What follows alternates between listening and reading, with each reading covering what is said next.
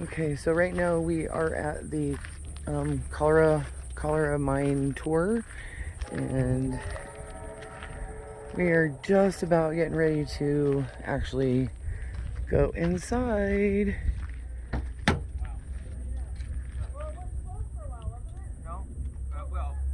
was closed before I bought it. I bought it in 17.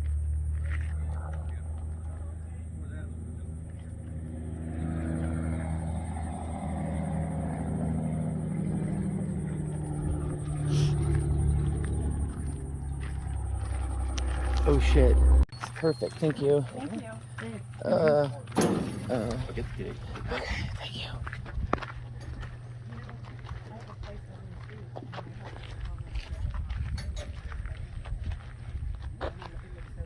All right, come on up, guys. They lived behind the washout club. They didn't have dinner. Who's in here? Been here 7 years. Ain't been here yet. No. All right. Are you guys kidding me? Hey! How's it going? Good Surprise! Local day tour. Good to see you. I've never been here either. It's like, Sorry. oh, I'm sorry. I don't know you, I'm but I'm Gina. Dawn. I'm Gina. Nice to meet you. Here we have a tour. It turns into a reunion. I should have brought drinks. That's for right. after. Now, you guys come in the afternoons or whenever. You can take your drinks in with you. Oh wow. Now we know. Now, right? We'll be right back. Oh wait. All right. I got mics in the car. For you guys that just showed up, we're going to be going in here 450 feet. Are any of you guys claustrophobic? Well, about to find out. Yeah. Okay. This will be the test. There are some low timbers. You might want to take your hat, turn your hat around. Okay. The bill will get in the way. You won't see the timbers in time. Yeah, we will have to duck. Not me. It's nice Lucky. and cool. It's all lit. We're blowing air in. It's very comfortable. All right. Who's gonna be the last person in? I will be. All right. Thank you. Just so I know we have everything. Okay. If anyone has any problems, let me know. We'll stop and take care of it. Your safety is my #1 concern. Thank you. Thank you.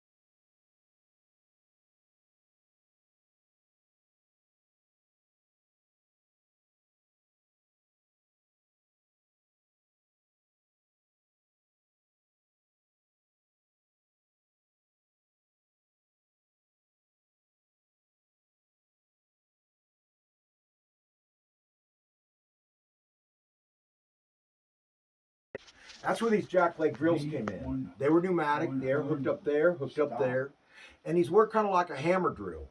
The bits go in and out and spin at the same time to break through that rock to load the charges up. Now you see how it's flared out on the end of the bit here? Can everybody see that? Yeah. You had to have that flare there so you could drill that hole in and get the bit back out. If you didn't have that flare there, it would drill in, it would pinch off inside, and your bit would get stuck. You wouldn't get it out. These work very well. This was the first type of jackleg drills they used in here. Even though it worked very well, it had a very dangerous side to it. So much so it had its own nickname, a Widowmaker. Yeah. And it wasn't because it would kick back on you or explode or twist around. It was because of the silicate dust it was blowing back on this miner. This miner was breathing all that dust in. Once it gets into your lungs, you can't get it out. And it keeps building more and more and more until you develop a disease called silicosis or consumption, or in coal mining it's called black lung disease. It's a terrible way to go. You basically end up suffocating from it. And there's no way to get it out. Not Nope. even with like charcoal or. Nope. I guess there would not work. This miner's life lasted less than 4 years. Damn. All these miners were exposed to it. They all tried different things to protect themselves, but nothing worked. It was so fine to get through whatever they were wearing. Until we got this drill. This worked the same way, but we didn't get this until the turn of the century. What changed was we introduced water to it. The water would go through the drill. The center of the drill bit is hollowed out, like this bit right here. And that water would come out while they were drilling. It would knock that dust down. As soon as it was made, turn it to mud. It kept it from ever getting back to the miners. And that saved many, many lives and still is. They still use that today. Now, in these mines, there were two jobs that were very specialized. One was this winch operator. He had to memorize all these codes. You couldn't even talk to him while he was working because he had to listen for those codes. So if he missed something, he could seriously injure somebody or kill somebody. The other was the engineer in charge of the blasting. He'd come back here, he'd look at this ore face, he'd say, I want this many holes drilled, I want them in this pattern, and I want them this deep. Because he just wanted to take the face of this down. He didn't want to take too much because you could jeopardize the stability of the mine. Now, all this would change as to what you had to work with foreign ore bodies, to how many charges you'd set and the pattern you'd use. So we're just going to use an example here. We're going to say he wants a circular pattern. So we have a circle here. He says, I want 10 charges set. So we have 1, 2, 3, 4, 5, 6, 7, 8, 9, 10. One in the center. Now, one in the center is going to be the first charge to go off. All right, all the holes are drilled. Now we set the charges. Now, back in the early 1860s, we didn't have dynamite yet, so we had to use black powder. Black powder is extremely dangerous. It's very, very unstable. We didn't get dynamite until 1868. That made it much safer. I didn't say safe. Exactly. All right. All the charges are set. Now we set the fuses. All the fuses are set for different time durations because we want to hear each individual charge go off to make sure they all did go off. All right, everything's set. The engineer would tell the miners in here to get out of the stope, go back into the drift around the first bend and face the entrance to the mine. He'd come back here. He'd light the fuses. He'd go out there with the other miners. He'd say, fire in the hole. Open your mouth. Why would you do that? Yeah, I don't know. Concussion. What about it? You probably get one, your jaw break. That was Your ears. Oh, ears. As that pressure Oh. came through you and around you, if you didn't have your mouth open, your eardrums were going to explode. Oh. that So you'd is open your mouth to relieve that pressure. Now, if you were facing that explosion, that pressure would come in. It would blow your teeth out. It would blow your eardrums out. It would damage your lungs. It would do all kinds of damage to you. That stuff happened. Nothing in these mines were learned easily. It was all through trial and error. Okay. Yeah, she needs some medication. She's good. They all learned that through trial and error. If you could stop spitting, please. Heck, you got a spittoon in here? No, but I have a lot of people come in here and that we're walking around everywhere. Thank you. All right. So, like I said, we had a lot of there was a lot of things happening in here. Now, that first charge goes off, which is powder. the one in the middle. Yeah, oh, the middle one. Yeah. Not only was that the first charge to go off, that's the only one that's going to explode. When it does, it's going to loosen up all that material around it. And then all those others on the outside of that are going to implode into the center. Because you don't want those to explode because you could bring the whole mine down on you.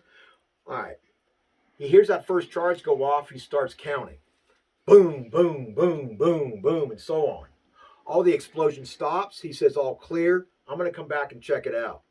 Well, he starts walking back here and he starts thinking to himself, I hope I counted that right. He sticks his head around. He sees one charge left. What do you think his last words were?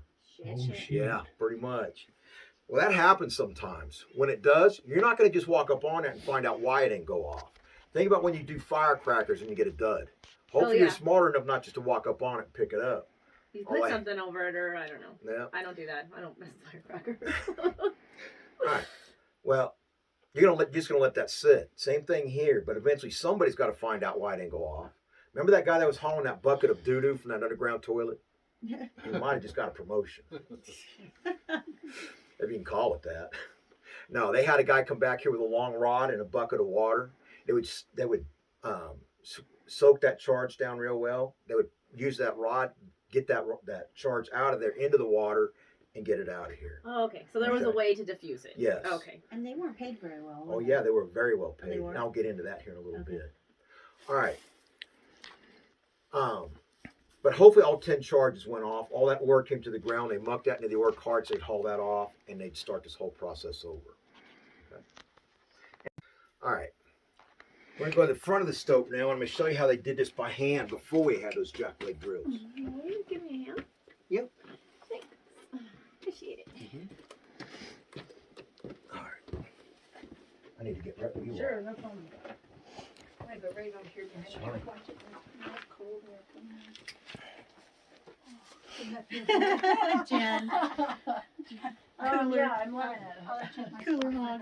All right. So before we had those jackleg drills, there was our drill. Manpower. And there was our drill bit. Now you see how it's Manpower. wedged out on the end of on the bit here? We're gonna do the same thing with this. Those jackleg drills did only by hand. We'd put this up to the ore face. We would hit it and turn it a quarter turn. Hit and turn. Hit and turn. I'm gonna do it down here on this wood here so you can see better what it's doing.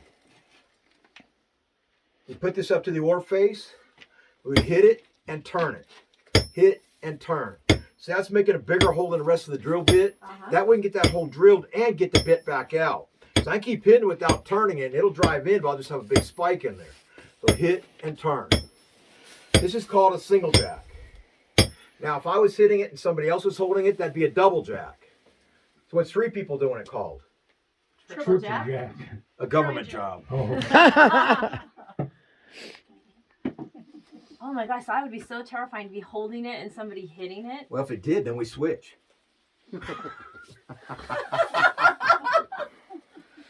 Oh, yes, All right. I guess. Yeah. All right.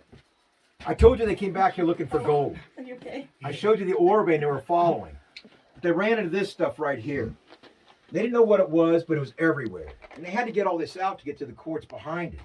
Well, after a couple of years, they had mountains of this stuff outside. There was so much, people said, let's find out what this actually is. And when it's wet, it's the nastiest, stickiest, gooeyest stuff they'd ever seen. They hated it. Well, they took a sample of it down in Nevada City, California, found out that was pure silver. Wow. Are you serious? Yeah. You see that gray in there? Yeah. That's silver in its raw form. Get to work. Here. No, just kidding. Yeah. That's the Comstock lode right there. Wow. So, So they were searching for gold right? and found tons And of found- silver. Yep. So guess what they started doing with all their trash out there now? They started mining their trash. 'Cause when they got their assay back, it showed they were getting 15 ounces of silver to the ton, which is very high grade.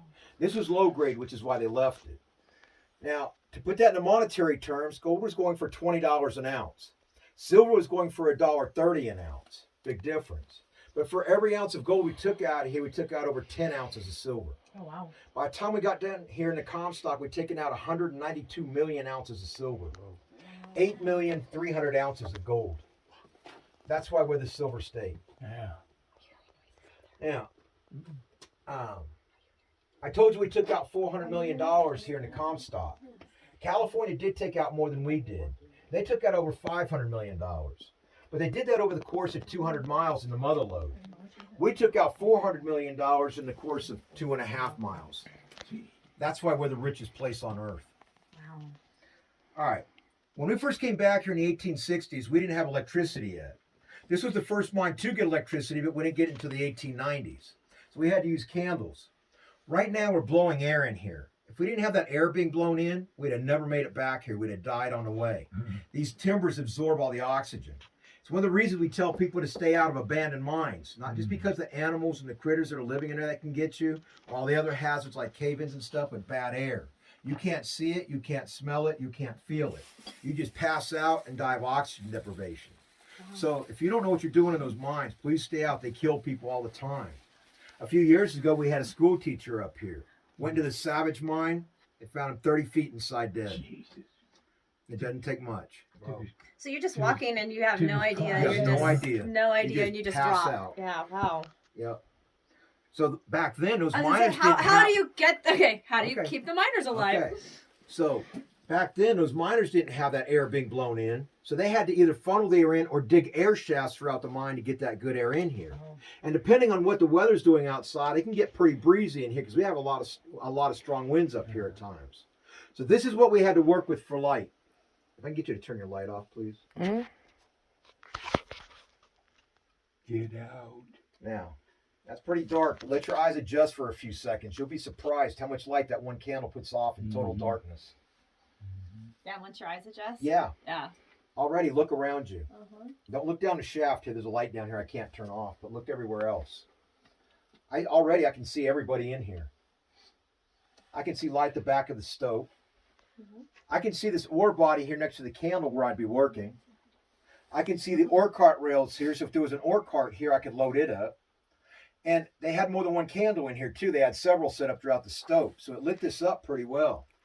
Now you've been down here working for hours and hours, moving all around. And all of a sudden, a big gush of wind came in from one of those air shafts, and this happened. I need everyone to hide their phones or whatever. And this happened. Doggone it. Let it begin. Oh, get out. Put your hand in front of your face. What do you see? My hand? Nothing. Nothing.